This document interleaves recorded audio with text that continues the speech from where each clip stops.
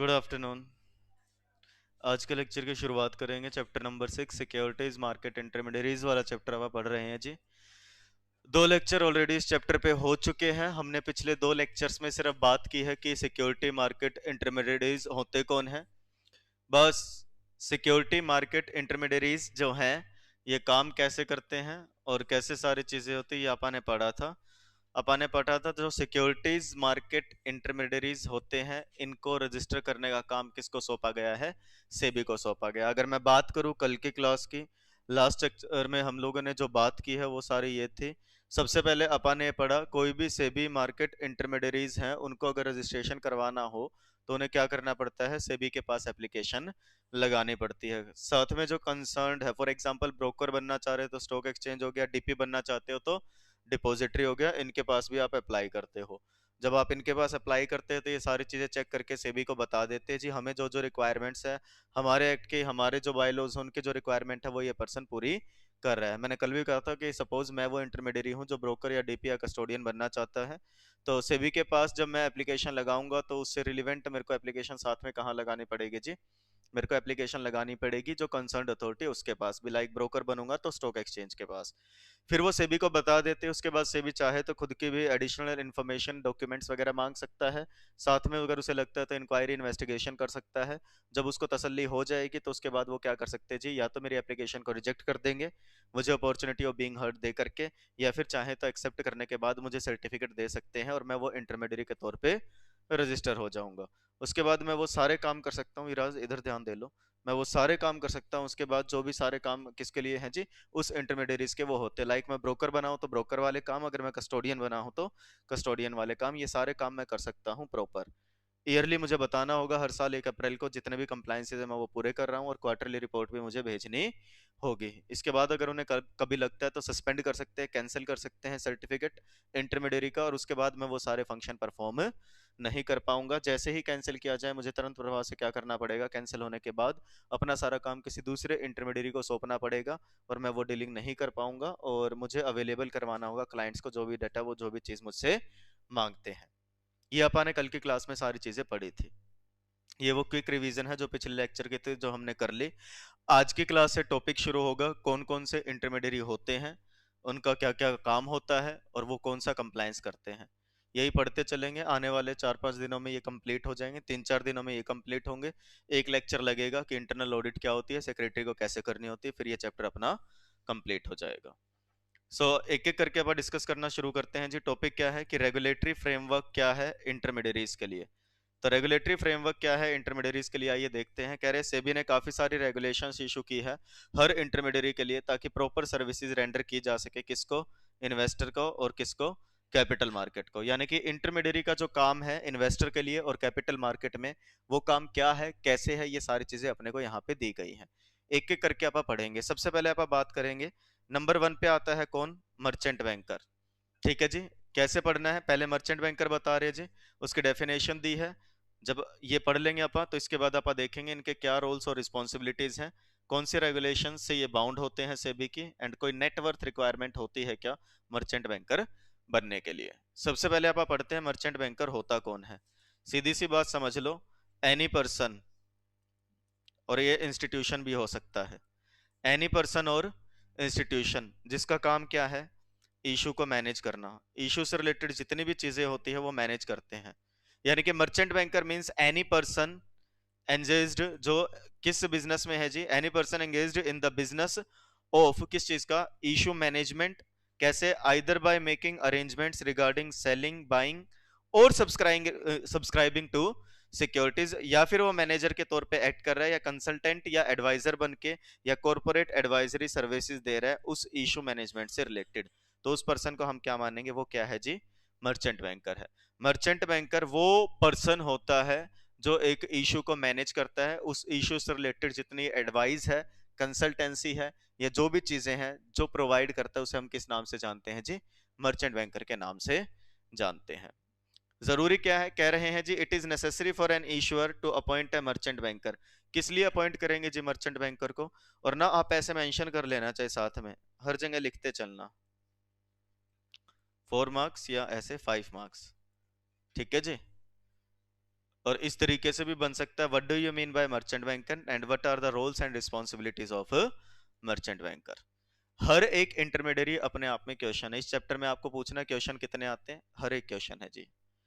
क्या काम होता है, कह रहे ईश्वर को, ईश्वर कौन है, वो कंपनी, कंपनी कौन सी जी, जिसको अपने शेयर इशू करने हैं, उसके लिए जरूरी है, क्या जरूरी है जी, कि वो मर्चेंट बैंकर को अपॉइंट करे। किस लिए अपॉइंट करेंगे मर्चेंट बैंकर को, वो इसलिए अपॉइंट करेंगे ताकि वो मर्चेंट बैंकर क्या कर सके जी, पब्लिक इशू संभाल सके, किसका, सिक्योरिटीज का।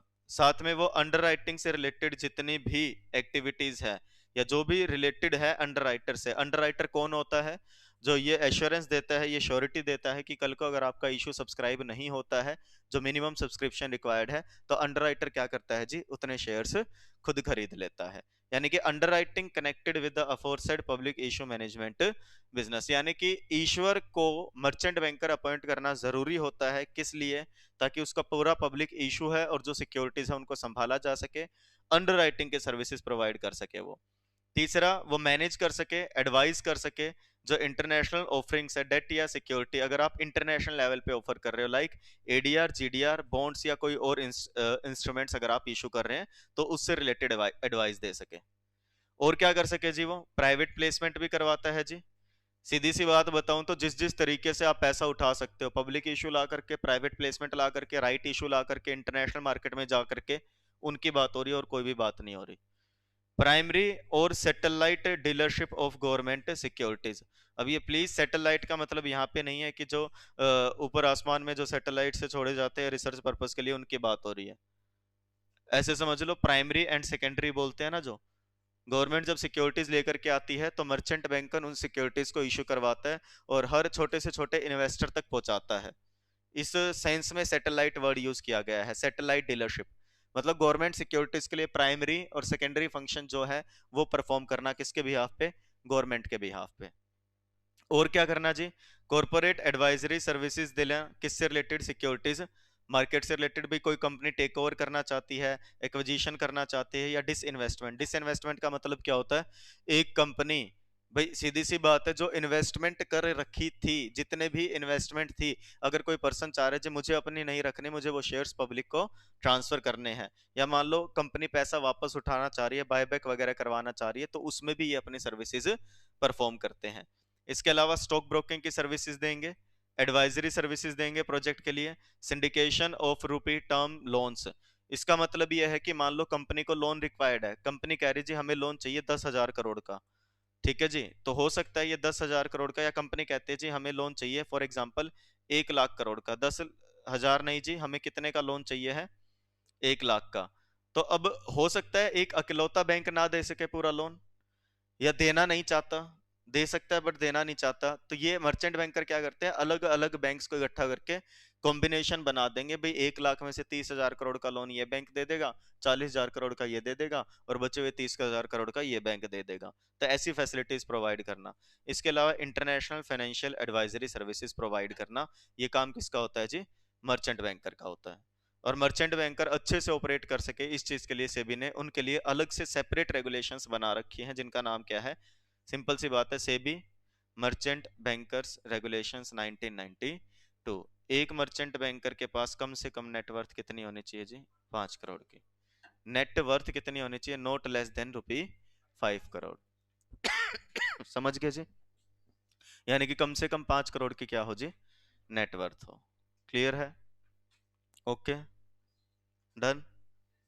इसके बाद यहाँ पे खत्म नहीं होता, कुछ जर्नल ऑब्लिगेशंस एंड रिस्पॉन्सिबिलिटीज, कि वैसे तो आपको ऊपर बता दिया, बट इसके अलावा कुछ आम बातें, कुछ चीज, कुछ ये कह लो कि गाइडलाइंस जो सेबी ने इशू की है मर्चेंट बैंकर से रिलेटेड, कि मर्चेंट बैंकर को ये चीजें तो करनी चाहिए। सबसे पहला, every merchant banker shall abide by the code of conduct, जो भी कोड ऑफ कंडक्ट बनाया गया उसका पालन करें।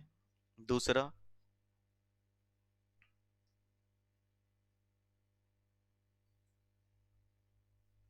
तुम आ गए, आ गए, आ जाओ। दूसरा, no merchant banker shall carry on any business other than that in the securities market. Merchant banker का काम क्या है, सिक्योरिटीज मार्केट में इशू लेकर के आना, उसे मैनेज करवाना, ठीक है जी, तो कह रहे वही करो ना भाई, उसके अलावा कोई और काम मत करना। क्यों? क्योंकि ध्यान डाइवर्ट हो जाता है उससे, है ना, फिर वो अपनी सर्विसेज अच्छे से परफॉर्म नहीं कर पाता है जिन सर्विसेज के लिए वो आया है, मर्चेंट बैंकर। ठीक है जी। तीसरा, every merchant banker shall keep and maintain the books of accounts, records and documents. हर मर्चेंट बैंकर अपना काम अच्छे से मैनेज करे, उसके जितने भी अकाउंट्स, रिकॉर्ड्स, डॉक्यूमेंट्स हैं वो सारे मैनेज करके चले। अब ये सारे पॉइंट्स ऐसे हैं जो आप खुद से पढ़ सकते हो, बट स्टिल हम इसको एक बार पढ़ लेते हैं। हर मर्चेंट बैंकर को क्या करना है जी? सेबी को हाफ ईयरली बेसिस पे अनऑडिटेड फाइनेंशियल रिजल्ट्स सबमिट करवाने हैं, क्योंकि ऑडिटेड तो कब बनेंगे? साल पूरा होने के बाद। इसके अलावा मर्चेंट बैंकर प्रिजर्व करके रखे बुक्स ऑफ अकाउंट्स, बाकी रिकॉर्ड्स और डॉक्यूमेंट्स को कम से कम कितने टाइम पीरियड के लिए? 5 सालों के लिए। हर मर्चेंट बैंकर जो भी एक्ट करता है अंडरराइटर के तौर पे, उसे एग्रीमेंट करना पड़ेगा हर उस बॉडी कॉर्पोरेट के साथ जिसके बिहाफ पे वो अंडरराइटर बन रहा है, on whose behalf it is acting as an underwriter. ठीक है जी, उनके साथ भी एग्रीमेंट करेंगे और उसे संभाल करके रखेंगे जी, आपके बिहाफ पे हमने क्या किया है जी? अंडरराइटिंग सर्विसेज प्रोवाइड की है। हर मर्चेंट बैंकर को अपॉइंट करना होता है कंप्लायंस ऑफिसर, जो रिस्पॉन्सिबल है मॉनिटर यानी कि चेक करता रहेगा कि जितने भी एक्ट बने हैं, रूल्स बने हैं, रेगुलेशंस बने हैं, कोई नोटिफिकेशन, गाइडलाइंस, इंस्ट्रक्शंस आई है जो सेबी ने या सेंट्रल गवर्नमेंट ने इशू की है, उनका कंप्लायंस होता चले, और इन्वेस्टर के जो भी ग्रीवियंसेस हैं उनको क्या करे जी? उनसे डील करे। भाई इन्वेस्टर के जितने भी ग्रीवियंसेस हैं उनको सोल्व करने के लिए कंप्लायंस ऑफिसर क्या करना होगा जी? अपॉइंट करना होगा। ये दूसरी बार वर्ड जो लिखा है ग्रीवेंसेस, इसे कट कर देना चाहे। इसके अलावा जी जिसका जो क्लेम है, जो भी डिफरेंसेस आ गए या किसी का डिस्प्यूट हो गया किसके साथ? मर्चेंट बैंकर का और उसके क्लाइंट का आपस में। ठीक है जी। रीजन बिंग, देखो डिस्प्यूट कभी भी हो सकता है, किसी भी चीज से रिलेटेड हो सकता है कि ईश्वर कुछ चाह रहा था, मर्चेंट बैंकर ने मान लो उस अनुसार काम नहीं किया, या मर्चेंट बैंकर ने जो काम किया हो सकता है ईश्वर उसे समझ ना पाया हो और दोनों की बहस हो गई हो। तो इसका यह मतलब नहीं कि एक दूसरे का काम छोड़ छाड़ के बाय बाय टाटा कर देंगे। कह रहे इन रिलेशन टू एक्टिविटीज जो परफॉर्म करने आया था मर्चेंट बैंकर, उससे रिलेटेड अगर कोई डिस्प्यूट हो जाता है तो उस डिस्प्यूट को रिजोल्यूशन करवाया जाएगा, रिजोल्व करवाया जाएगा। कैसे? अल्टरनेटिव डिस्प्यूट मैकेनिज्म्स की मदद से, लाइक मीडिएशन, आर्बिट्रेशन, कंसिलिएशन, जैसा सेबी ने बताया उस प्रोसीजर के अनुसार। ओके जी। और मर्चेंट बैंकर की ड्यूटी है कि जो भी इन्वेस्टर के ग्रीवेंसेस उन्हें जल्द से जल्द सोल्व करे, but not later than 21 calendar days from the receipt of the grievance and in such manner as may be prescribed by SEBI, कि जल्द से जल्द और कोशिश करे 21 दिनों के अंदर अंदर क्या कर दे जी? सोल्व कर दे। यहाँ पे आपका ये एक टॉपिक पूरा होता है। मर्चेंट बैंकर कौन है, मर्चेंट बैंकर का काम क्या होता है, कैसे वो सिक्योरिटीज मार्केट को संभालता है और कैसे उससे रिलेटेड डीलिंग करता है। आ गई बात समझ में? बोलो भाई। दोबारा से पढ़ो, 5 मिनट का समय है, पूरा पढ़ो, उसके बाद आप अगले इंटरमीडिएट की ओर बढ़ेंगे। इतना पढ़ लिया जी। इसके बाद अब आते हैं रजिस्ट्रार एंड ट्रांसफर एजेंट। बात समझो अब। सबसे पहली बात, यहाँ पे रजिस्ट्रार का मतलब आरओसी नहीं है जी, कि आप सोचो यहाँ पे आरओसी की बात हो रही है, रजिस्ट्रार ऑफ कंपनीज या रजिस्ट्रार ऑफ फर्म्स होता है, उसकी बात नहीं हो रही। ये रजिस्ट्रार अलग है। जिस भी व्यक्ति का काम रजिस्ट्रेशन करना हो, रजिस्टर करना हो, उसको रजिस्ट्रार ही बुलाते हैं। ट्रांसफर ऑफ प्रॉपर्टी एक्ट अब तो खैर आपके सिलेबस में है नहीं, फर्स्ट ग्रुप में हट गया, जूरिस में होता था। आपने वैसे सुना होगा जी, जब मकान जमीन बिकती है, कमर्शियल प्रॉपर्टी, तो रजिस्ट्री करवाने गए हैं। वो रजिस्ट्रेशन करवाने का मतलब होता है आप रजिस्ट्रार के पास जाओ, वो रजिस्टर कर लेगा अपने रजिस्टर में, मतलब नोटिंग कर लेगा कि इस चीज के, ठीक है जी, कि ये प्रॉपर्टी है, ये चीज अब इससे बिलोंग करती है। रजिस्ट्रार ऑफ कंपनीज जो है उसका काम क्या होता है? कंपनी के रिकॉर्ड्स में ये दर्ज कर लेना। क्या दर्ज कर लेना जी? कि ये कंपनी इस पर्सन ने इस तरीके से बना रखी है। रजिस्ट्रार ऑफ फर्म्स का मतलब जो पार्टनरशिप फर्म को रजिस्टर करता है। ऐसे अलग अलग जिसका काम रजिस्ट्रेशन करना होता है वो रजिस्ट्रार कहलाता है। अब यहाँ पे रजिस्ट्रार जो है ये वो रजिस्ट्रार है जिसका काम क्या है जी? वो पर्सन जो क्या करेगा जी, जब भी इशू आता है तो उससे रिलेटेड जो भी सिक्योरिटीज जिसे इशू की जा रही है उसको मैनेज करता है। और बाद में मान लो इन सिक्योरिटीज को कोई ट्रांसफर कर रहा है, एक पर्सन से दूसरे पर्सन को ट्रांसफर होती है, तो ये काम कौन संभालता है?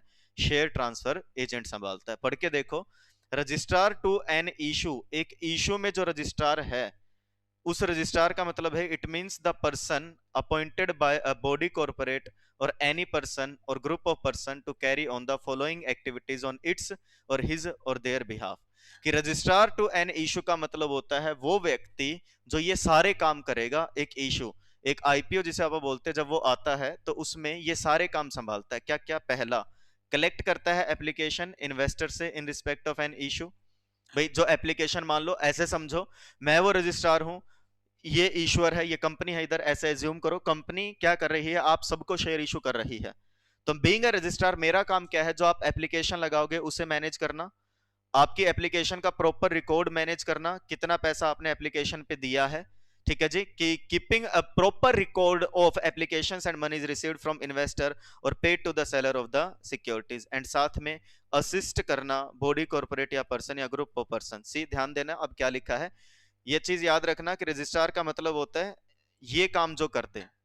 रजिस्ट्रार का मतलब वो पर्सन या बॉडी जो क्या करती है जी, ये काम करती है। पहला, एप्लीकेशन कलेक्ट कर ले, दूसरा उसके जो पैसे है उसे मैनेज कर ले, तीसरा असिस्ट हेल्प करे किस चीज में, कि determining the basis of allotment of the securities in consultation with the stock exchange, कि किस तरीके से। अब एप्लीकेशंस तो काफी सारी आ गई, उनमें से अलॉटमेंट किसे करनी है, फाइनलाइज करना लिस्ट ऑफ पर्सन जिनको अलॉटमेंट हुई है, उसके बाद प्रोसेस करवाना और डिस्पैच करवाना। अगर अलॉटमेंट हो गई है तो आपके पास क्या आएंगे, लेटर ऑफ अलॉटमेंट, कि कांग्रेचुलेशंस इतने इतने शेयर्स आपको अलॉट हो गए हैं। और अगर अलॉटमेंट नहीं होती है तो भी क्या आता है कि आपको, ठीक है जी भाई मुबारक हो, अलॉटमेंट तो नहीं हुई है बट हम आपका पैसा अनब्लॉक कर रहे हैं, कि आपकी एप्लीकेशन रिजेक्ट हो गई है, आपको अलॉटमेंट नहीं हो पाई है। तो अलॉटमेंट लेटर्स भेजना या रिफंड ऑर्डर्स देना या सर्टिफिकेट या उससे रिलेटेड और डॉक्यूमेंट्स देना in respect of the issue, ये काम किसका होता है जी, रजिस्ट्रार नहीं, शेयर ट्रांसफर एजेंट का नहीं, रजिस्ट्रार टू एन इशू का। भाई इशू के शुरुआत में जो मैनेज करता है, उसके बाद कौन आते हैं, शेयर ट्रांसफर एजेंट्स। इनका मतलब क्या है जी, शेयर ट्रांसफर एजेंट कौन होता है। अब ध्यान देना, ऊपर वाला पॉइंट याद रखना कि share transfer agent means, share transfer agent का मतलब क्या है, एनी पर्सन, कोई भी person who on behalf of any body corporate क्या करता है, मेंटेन करता है किसके, records of holders of securities, जो भी इशू किए हैं उस बॉडी कॉर्पोरेट ने, और डील करता है उन मैटर से जो कनेक्टेड है किस चीज से, transfer and redemption of its securities. आगे ना वही बात कि जब सिक्योरिटीज ट्रांसफर करने की बात आती है तो कौन मैनेज करता है जी, शेयर ट्रांसफर एजेंट मैनेज करता है। अब दोबारा यहां से पढ़ो, यही लाइन पढ़ना, शेयर ट्रांसफर एजेंट मींस कोई भी ऐसा डिपार्टमेंट या डिवीजन जो किसी भी नाम से जाना जाता हो एक बॉडी कॉर्पोरेट का, जो शेयर ट्रांसफर एजेंट का काम संभाल रहा है, और किसी भी समय पे अगर total number of holder of its securities issued exceed 1 lakh, कि कभी भी उसके पास वो जिन लोगों की सिक्योरिटीज ट्रांसफर करवाता है उन लोगों का नंबर अगर 1 लाख से ज्यादा हो गया तो वो स्पेसिफिक डिपार्टमेंट भी क्या मान लिया जाएगा, कि वो क्या है जी, शेयर ट्रांसफर एजेंट बन चुका है। भाई मान के चलो, अब फॉर एग्जांपल शोभित है, शोभित तो कह रहा है जी हमारा तो काम ही शेयर ट्रांसफर एजेंट का है, हम तो काम ही ये करते हैं। भाई ये शोभित कह रहा है मैं ही वो पर्सन हूं जिसके बिहाफ पे सारी चीजें मैनेज की जाती हैं। आ रही है बात समझ में। लेकिन कई बार एक कंपनी के अंदर भी डिपार्टमेंट बना होता है जो अपने होल्डर्स की सिक्योरिटीज को ट्रांसफर करवाता है। अब उस डिपार्टमेंट के पास अगर किसी भी समय पे नंबर 1 लाख होल्डर से ज्यादा हो जाए, भाई इतने होल्डर्स हो जाए जिनकी नंबर ऑफ सिक्योरिटीज 1 लाख से ज्यादा है, तो उस स्पेसिफिक डिपार्टमेंट को भी उस समय पे क्या मान लेंगे कि वो क्या बन गया है जी, शेयर ट्रांसफर एजेंट बन गया है, और उसे क्या करना पड़ेगा जी, इन रेगुलेशंस का कंप्लायंस करना पड़ेगा। रेगुलेशंस कौन सी लगती हैं जी, यहाँ पे सेबी, नाम वही है, registrar to an issue and share transfer agent regulations 1993, जबकि मर्चेंट बैंकर के लिए कब आई थी, 1992। डन। अब इनका काम क्या होता है, रोल और रिस्पॉन्सिबिलिटीज क्या है, तो कह रहे जी प्री इशू एक्टिविटीज, मतलब इशू आने से पहले क्या क्या करते हैं ये। सबसे पहला, sending instructions to banks for reporting of collection figures and collection of applications, कि बैंक्स को भेज देते हैं डाटा जी हमारे पास इतनी एप्लीकेशंस आई हैं। भाई मेरी बात समझो, मर्चेंट बैंकर वो हो गया जो सब कुछ संभाल रहा है, it's like principle of A school. उसके बाद सबकी एक्टिविटीज बटी होती हैं, स्पोर्ट्स टीचर की अपनी एक्टिविटीज होती है, कॉमर्स डिपार्टमेंट हेड की अपनी एक्टिविटीज है, साइंस डिपार्टमेंट हेड की अपनी एक्टिविटीज होती है, जूनियर विंग हेड की अपनी एक्टिविटीज होती है। मर्चेंट बैंकर बॉस है, ये मान लो सबसे ऊपर वो है, तभी सबसे पहले नंबर पे समझाया है। दूसरे नंबर पे रजिस्ट्रार टू एन इशू, जो मैनेज करेगा कि किस किस की एप्लीकेशन आ रही है, किसको अलॉटमेंट करना है, किसको अलॉटमेंट हुआ है। तीसरे नंबर पे आएगा बैंकर टू एन इशू, वो बैंक जो सारा एप्लीकेशन मनी आता है वो संभालता है अपने पास, और जिनकी अलॉटमेंट होगी उनका वो पैसा कंपनी को भेज देगा, जिनकी अलॉटमेंट नहीं उनको वापस भेज देगा। बैंकर टू एन इशू का काम सिर्फ क्या करना है, बैंक अकाउंट में वो पैसा मेंटेन करना है जो इशू के समय कलेक्ट किया जा रहा है। रजिस्ट्रार टू एन इशू के पास तो डिटेल है कितनी एप्लीकेशन आई। अब रजिस्ट्रार टू एन इशू कहता है जी 4 करोड़ एप्लीकेशन आ गई, तो बैंकर से कंफर्म तो करेगा ना जी हमारे पास 4 करोड़ एप्लीकेशन आई है, तो क्या आपके पास 4 करोड़ एप्लीकेशन का पैसा आया या नहीं आया। तो यही तो लिखा है कि वो इंस्ट्रक्शंस भेज देगा बैंक को कि देखो मेरे पास इतनी एप्लीकेशन आई है, क्या आपके पास उन एप्लीकेशंस का अमाउंट पैसा आ गया है या नहीं आ गया। साथ में ये क्या करता है जी, प्रैक्टिकल इनपुट्स देता है लीड मैनेजर और प्रिंटर्स को कि कितनी कितनी क्या डिजाइन होना चाहिए एप्लीकेशन फॉर्म का, और साथ में मैनेज करता है जी, सर एक मिनट बस, साथ में मैनेज करता है क्या कि इंफॉर्मेशन जो है वो कैसे फ्लो करेगी क्लाइंट्स और बैंक्स और मैनेजर्स टू द इशू के बीच में। इशू मैनेजर कौन है, मर्चेंट बैंकर, क्लाइंट्स जो कंपनी है इशूअर है, ठीक है जी, उनको सारी उनके बीच में कोऑर्डिनेशन स्टेब्लिश करता है। तीसरा लाइजनिंग, मतलब रिलेशनशिप मेंटेन करता है रेगुलेटरी अथॉरिटीज जैसे सेबी हो गई, स्टॉक एक्सचेंज हो गए। ये तो है प्री इशू, इशू आने से पहले। फिर आता है इशू के दौरान, कि जिस समय इशू हो रहा है उस समय ये क्या करेगा, उस समय जी कलेक्ट करेगा और रिपोर्ट करेगा डेली कलेक्शन फिगर्स कि आज कितनी एप्लीकेशंस आई हैं। भाई मान लो 3 दिन के लिए इशू ओपन है तो 3 दिनों में कितनी एप्लीकेशंस आ रही हैं। दूसरा collection of data and forms from banks. तीसरा लाइजनिंग करेगा किसके साथ, क्लाइंट्स एंड इंटरमीडियरीज के साथ।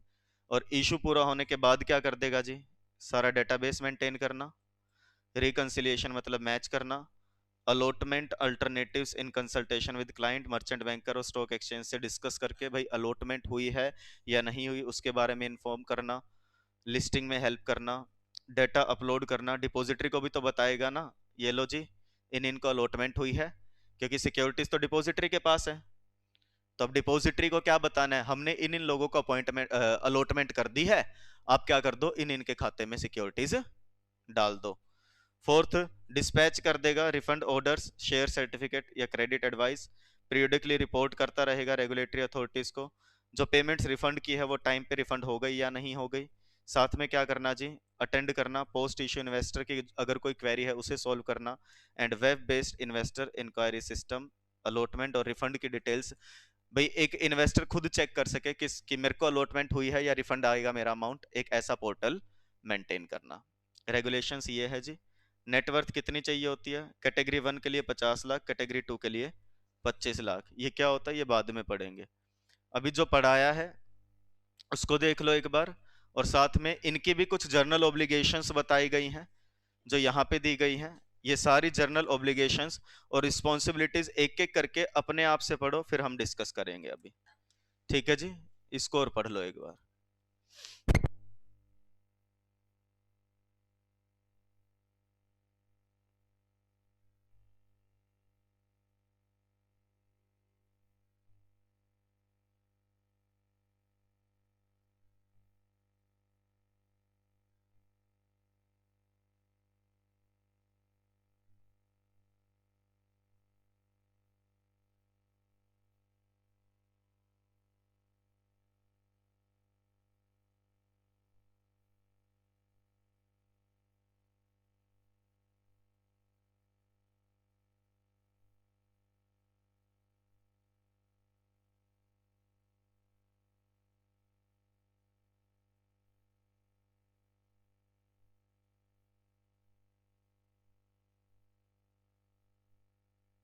एजेंट हो जो सर्टिफिकेट होल्ड करे, दैट इज जिसको इस चीज की ऑथराइजेशन है, जो रजिस्टर्ड इंटरमीडियरी है उसे भी कोड ऑफ कंडक्ट का पालन करना है। दूसरी बात, रजिस्ट्रार टू एनी इशू, कभी भी रजिस्ट्रार फॉर एनी इशू काम नहीं करेगा, ठीक है जी। ऐसी बॉडी कॉर्पोरेट के लिए, भाई ऐसे समझो फॉर एग्जांपल एक कंपनी है और मैं उस कंपनी से किसी भी तरीके से जुड़ा हूं, और मैं ही क्या कह रहा हूं जी, मैं ही आपके लिए क्या हूं, registrar to an issue. This is not allowed to an registrar an issue, कि वो क्या करे जी, रजिस्ट्रार के तौर पे काम करे किसी भी इशू ऑफ सिक्योरिटीज के लिए, इन केस ही और it is an associate of the body corporate issuing the securities, यानी कि अपनी ही कंपनी के लिए, अपने ही इशूर के लिए वो क्या नहीं करेंगे, कभी भी इस चीज का रोल प्ले नहीं करेंगे। तीसरी बात, every registrar to an issue and share transfer agent being a body corporate shall keep and maintain proper books of accounts and records. हर रजिस्ट्रार टू इशू या शेयर ट्रांसफर एजेंट हमेशा क्या करेगा जी, सारा प्रॉपर रिकॉर्ड रखेगा, हर चीज का proper paper work complete रखेगा कि उसने कैसे कैसे कितनी सिक्योरिटीज इशू करवाई हैं, कितनी एप्लीकेशंस आई थी, हर चीज क्या रखना जी, मेंटेन रखना। फिर क्या कहता है जी, रजिस्ट्रार टू एन इशू हो या शेयर ट्रांसफर एजेंट हो, बुक्स ऑफ अकाउंट्स भी प्रिजर्व करने हैं, सारे रिकॉर्ड्स प्रिजर्व करने हैं कम से कम 8 सालों के लिए, कि जो जो इशू वो करवाते हैं, जो जो ट्रांसफर वो करते हैं, उसका रिकॉर्ड 8 सालों तक मेंटेन रखना। पेपर में क्वेश्चन आता है ये कि ऑब्लिगेशंस क्या है, उनकी क्या क्या ड्यूटीज है जो निभानी है। Every registrar to an issue and share transfer agent shall appoint a compliance officer, again वही लिखा है, ये बार बार नहीं बता रहा जी, सेम आपने ऊपर पढ़ी और कई बार आएगी ये बात। डन। ये बात क्लियर है। सारे क्लेम्स डिफरेंसेस ये भी अपन ने पढ़ लिया, सेम ऊपर पढ़ के आए हैं, और अगेन ये भी पढ़ा 21 कैलेंडर डेज के अंदर अंदर क्या कर दे जी, रिजॉल्व कर दे। ओके, सामने स्क्रीन पे फोकस करो अब। बैंकर्स टू एन इशू कौन होता है? बहुत आसान है, सी सामने देखिएगा, ये कंपनी है, इसको अपन क्या बोलते हैं, इशूअर। ये सारे कौन हैं? इन्वेस्टर्स। बहुत बढ़िया जी, देखो मैंने बताया भी नहीं फिर भी बता दिया आपने। इनकी तरफ से क्या आना है? सिक्योरिटीज। इनकी तरफ से क्या जाना है? पैसा। भाई ईश्वर क्या करता है? पैसा पैसा करता है। अच्छा ठीक है जी, बस ये डायरेक्ट नहीं जाता। अपन ने क्या पढ़ लिया, एक तो मान लो मर्चेंट बैंकर है जी, रजिस्ट्रार टू इशू है ना, एक बैंक आता है बीच में, इसका नाम क्या पड़ा? Banker to an issue. Sir ये कोई भी बन जाएगा? नहीं, जो बैंक है पहले से। इसका काम क्या है, जितनी भी एप्लीकेशंस आई वो पैसा रिसीव कर लेगा, जिसको अलॉटमेंट नहीं हुई उसका पैसा रिफंड कर देगा, और जिनको अलॉटमेंट कर दी उनका पैसा कंपनी के पास पहुंचा देगा, बात खत्म, that's it. Banker to an issue का मतलब होता है कोई भी शेड्यूल्ड बैंक या कोई और अदर बैंकिंग कंपनी जो भी बताई गई है सेबी के द्वारा टाइम टू टाइम, जो क्या करते हैं जी, ये सारा काम करते हैं। पहला, एप्लीकेशन मनी एक्सेप्ट करते हैं, बता दिया। दूसरा, अलॉटमेंट या कॉल मनी एक्सेप्ट कर सकते हैं। तीसरा, जिनको अलॉटमेंट नहीं हुई उनका एप्लीकेशन का पैसा वापस लौटा दो। कंपनी कभी डिविडेंड बांट रही है तो वो पहुंचाना, इंटरेस्ट बांट रही है तो वो पहुंचाना।